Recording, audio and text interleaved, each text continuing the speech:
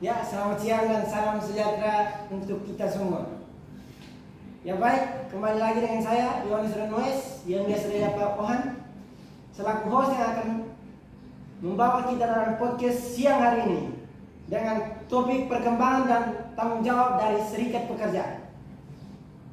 Ya baik, untuk membahas topik yang tadi saya sebutkan, saya telah terhubung dengan narasumber saya. Ya, ada kata pepatah yang menyatakan tak kenal maka tak sayang. Maka saya mempersilahkan untuk kakak narasumber memperkenalkan diri kepada para penonton di rumah. Baik, terima kasih atas waktu dan kesempatan yang telah diberikan kepada saya. Perkenalkan, nama saya Margareta Teluma, biasa disapa Tami. Ya, baik kakak Tami, kakak Nyong. Perkenalkan, nama saya Matius Laure yang biasa disapa Theo. Terima kasih kakak Theo.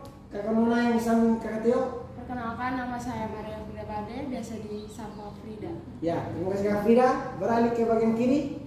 Baik, terima kasih atas waktu dan kesempatan yang diberikan kepada saya. Perkenalkan, nama saya Maria Baptista Firani, biasa dipanggil Ira. Ya, dan narasumber yang paling ujung, paling terakhir.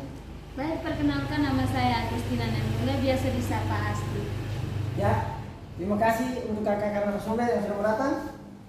Ya, baik.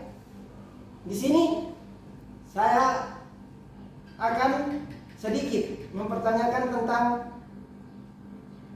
hal-hal yang berkaitan dengan topik yang telah saya sebutkan, yaitu perkembangan dan tanggung jawab serikat pekerja. Mungkin di sini kakak narasumber bisa menjelaskan atau memberikan tanggapan terkait topik yang telah saya sebutkan tadi.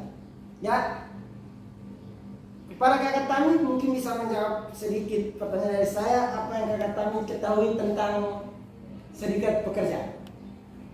Baik, saya akan menjawab sedikit tentang pengertian dari serikat pekerja. Serikat pekerja atau serikat buruh merupakan suatu organisasi yang dibentuk dari, oleh, dan untuk pekerja atau buruh yang bersifat terbuka, demokratis, dan bertanggung jawab guna memperjuangkan, membela, serta melindungi hak-hak dan kepentingan dari para buruh serta meningkatkan kesejahteraan bagi para buruh dan keluarganya. Mungkin itu saja dari saya kembalikan kepada. Terima kasih kakak Tami atas penjelasan yang sangat baik. Mungkin ya, mungkin saya akan beralih ke pertanyaan selanjutnya. Mungkin kakak Teo yang ingin saya tanyakan, apa saja yang kakak ketahui tentang peran dan tanggung jawab dari serikat pekerja itu? Baik, peran dan serikat buruh itu ada tiga. Yang pertama perlindungan, menjamin bahwa pekerja tidak menjadi korban dan pelecehan. Dan yang kedua meningkatkan kondisi dan syarat kerja, meningkatkan kondisi dan syarat-syarat hidup anggota. Dan yang ketiga melakukan perjanjian kerja bersama. Paling utama adalah menjamin kepentingan anggotanya. Baik, terima kasih. Ya, terima kasih kakak Tio yang sudah menjawab. Sangat baik. Kakak Tio menjawab tentang peran dan tanggung jawab serikat pekerja. Ya, saya mungkin akan beralih ke pertanyaan saya selanjutnya, yaitu fungsi dari serikat pekerja. Mungkin kakak Frida bisa memberikan sedikit penjelasan. Baik, terima kasih atas pertanyaan dari kakak Ohan. Sedikit saya ketahui fungsi dari serikat pekerja menurut Undang-Undang Serikat Pekerja. Menurut Undang-Undang Serikat Pekerja, fungsi serikat pekerja yaitu yang pertama sebagai pihak dalam pembuatan perjanjian kerja atau PKB. Yang kedua sebagai wakil pekerja atau buruh. Yang ketiga sebagai sarana untuk menciptakan hubungan industrial yang harmonis. Dan yang keempat sebagai sarana penyalur aspirasi dalam memperjuangkan hak dan kepentingan. Ya, terima kasih kakak Frida yang telah memberikan penjelasan dengan sangat baik. Kita beralih ke narasumber berikutnya, kakak Asti. Mungkin saya ingin menanyakan sedikit, apa yang kakak Asti ketahui tentang tujuan dari serikat pekerja itu? Baik, di sini saya akan memberikan sedikit jawaban mengenai tujuan serikat pekerja. Jadi berdasarkan Undang-Undang Serikat Pekerja, tujuan serikat pekerja yaitu yang pertama memperjuangkan, membela, serta melindungi hak dan kepentingan pekerja atau buruh. Dan yang kedua, meningkatkan kesejahteraan buruh atau pekerja dan keluarganya. Dan yang ketiga, mewujudkan hubungan industrial yang harmonis, dinamis, dan berkeadilan. Terima kasih, saya kembalikan. Ya, terima kasih Kakak Astri yang sudah dengan sangat baik menjelaskan tentang tujuan dari Serikat Pekerja. Kita beralih kembali ke Kakak narasumber di samping Kakak Astri, Kakak Ira. Mungkin Kakak Ira dapat menjelaskan sedikit tentang apa manfaat yang Kakak Ira ketahui dari Serikat Pekerja. Baik, terima kasih atas waktu dan kesempatan yang diberikan kepada saya. Di sini saya akan menjelaskan sedikit tentang manfaat Serikat Pekerja. Selain fungsi dan tujuan, ada pula manfaat yang idealnya diberikan ketika organisasi atau serikat pekerja seperti ini munculnya di lingkungan perusahaan.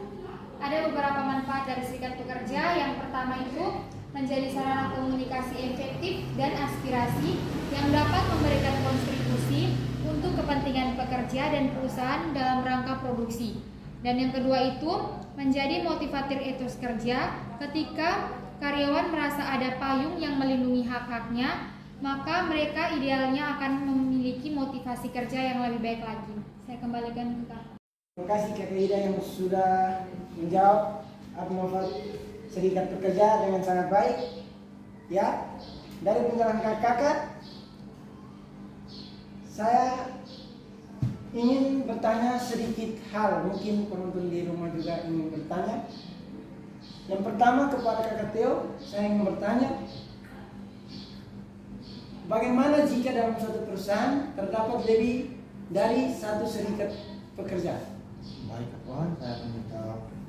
Dalam perusahaan, bila terdapat lebih dari satu serikat pekerja, maka yang melakukan perundingan dengan pengusaha adalah 3 serikat pekerja. Masing-masing anggota memiliki minimal 10%. Terima kasih. Terima kasih Kakak Theo yang sudah memberikan penjelasan dengan sangat bagus. Ya, beralih pertanyaan, Kakak Tami, apa yang Kakak Tami ketahui tentang keuntungan menjadi anggota serikat pekerja? Baik, saya akan menjawab sedikit tentang keuntungan menjadi anggota serikat pekerja. Yang pertama, anggota serikat pekerja akan mendapatkan program-program training tentang peningkatan kemampuan kerja dan dirinya sendiri seperti pelatihan kemampuan bernegosiasi. Yang kedua, serikat pekerja atau serikat buruh akan mendapatkan pelatihan tentang bagaimana cara pembuatan perjanjian kerja bersama atau PKB. Dan yang ketiga, serikat pekerja atau serikat buruh akan mendapatkan pelatihan tentang pemahaman gender. Dan yang terakhir, serikat pekerja atau serikat buruh akan mendapatkan bantuan hukum saat tertimpa masalah dengan perusahaan seperti masalah mengenai hukum dan hak-hak tentang kepentingan pekerja. Terima kasih, saya kembalikan ke Bapak. Terima kasih Kakak Tami atas penjelasannya. Baik, dari sini kita tahu bahwa banyak sekali keuntungan menjadi anggota serikat pekerja. Baik, saya mulai pertanyaan, mungkin ini menjadi pertanyaan terakhir dari saya. Kakak Frida, mungkin Kakak Frida bisa menjelaskan bagaimana kondisi serikat pekerja yang ada di Indonesia pada saat ini. Baik, terima kasih atas pertanyaannya dari Kakak Ohan. Saya akan menjawab tentang mengenai kondisi serikat pekerja pada masa sekarang. Yang saya ketahui, berdasarkan penelitian Badan Pusat Statistik melaporkan hanya ada sekitar 12,4% atau kira-kira 12 dari 100 pekerja dengan status buruh atau pekerja bebas yang telah bergabung dengan serikat pekerja pada tahun 2021. Menurut Badan Pusat Statistik, setidaknya ada 4 macam serikat pekerja, yaitu serikat pekerja di perusahaan, serikat pekerja di luar perusahaan, Federasi Serikat Pekerja, dan Konfederasi Serikat Pekerja. Itu saja dari saya, Kak Ohan. Ya, terima kasih Kak Frida. Mungkin dari jawaban ini kita bisa tahu kalau masih sangat sedikit masyarakat Indonesia yang menjadi anggota dari serikat pekerja. Baik, sebelum menutup podcast hari ini, saya sedikit menyimpulkan dari penjelasan kakak narasumber kalau Serikat Pekerja adalah sebuah organisasi yang dibentuk untuk memperjuangkan serta membela hak dan kepentingan dari pekerja atau buruh. Ya, mungkin sekian saja podcast kita pada hari ini. Terima kasih untuk kakak narasumber yang sudah meluangkan waktunya untuk hadir di sini. Terima kasih banyak. Ya, bagi penonton, jika ada hal yang belum dimengerti bisa ditanyakan di kolom komentar. Ya, sekian podcast kami pada hari ini. Terima kasih semua.